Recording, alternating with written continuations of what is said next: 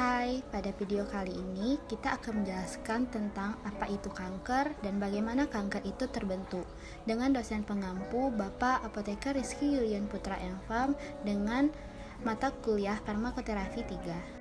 Sebelumnya perkenalkan kami dari kelompok 5, saya sendiri Mia Audina dan rekan saya Melayus Mukhtar, mahasiswi program studi farmasi Stikes Harapan Ibu Jambi. Kanker merupakan suatu golongan penyakit yang ditimbulkan oleh sel tunggal yang tumbuh abnormal dan tidak terkendali, sehingga dapat menjadi tumor ganas yang dapat menghancurkan dan merusak sel atau jaringan sehat. Penyebabnya adalah neoplasia, displasia, dan hiperplasia. Tubuh kita dan setiap organ di dalamnya terdiri dari sel-sel. Di dalam setiap sel terdapat surat instruksi yang terbuat dari DNA, dan suratnya ini juga panjang, terbagi di dalam bab-babnya yang kita sebut dengan gen.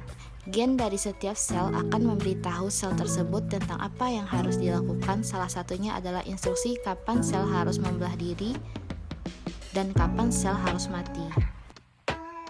Ketika sel membelah diri, sel harus membuat duplikat dan gennya supaya sel-sel yang baru yang terbentuk mempunyai surat instruksi yang sama. Dalam masa hidup sel ini, ada kemungkinan untuk DNA atau surat instruksi ini untuk berubah.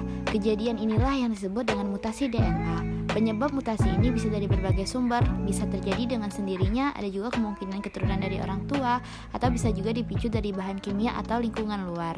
Jadi, kemudian apa yang terjadi kalau selnya termutasi? Kalau sel yang sehat dan normal, dia akan mendengarkan sinyal-sinyal dari sekelilingnya untuk tahu kapan harus tumbuh, kapan harus membelah diri, dan kapan harus mati.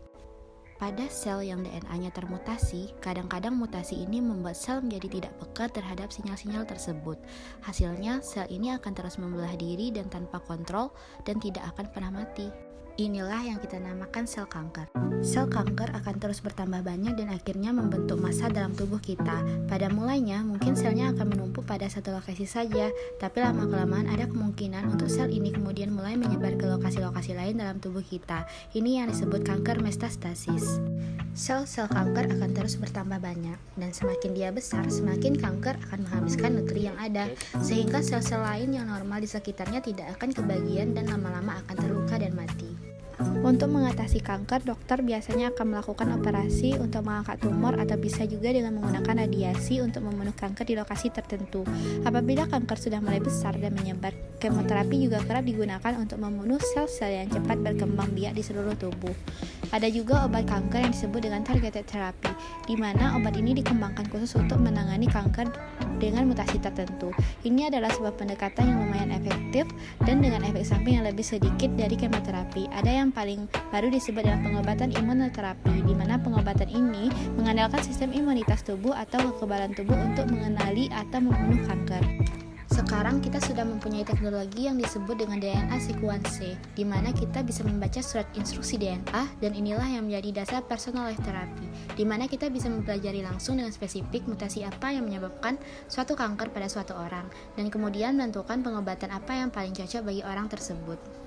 25 tahun yang lalu, orang-orang masih berpikir bahwa kanker itu hanya satu jenis penyakit. Tapi sekarang kita sudah tahu kanker dapat bermutasi bermacam-macam. Dan kita pun sudah menemukan beberapa terobosan-terobosan baru dalam pengobatan. Siapa tahu 50 tahun ke depan akan ada penemuan yang akhirnya akan memberikan kemenangan dalam perang kita melawan kanker. Sekian penjelasan tentang kanker. Terima kasih sudah menonton dan semoga bermanfaat.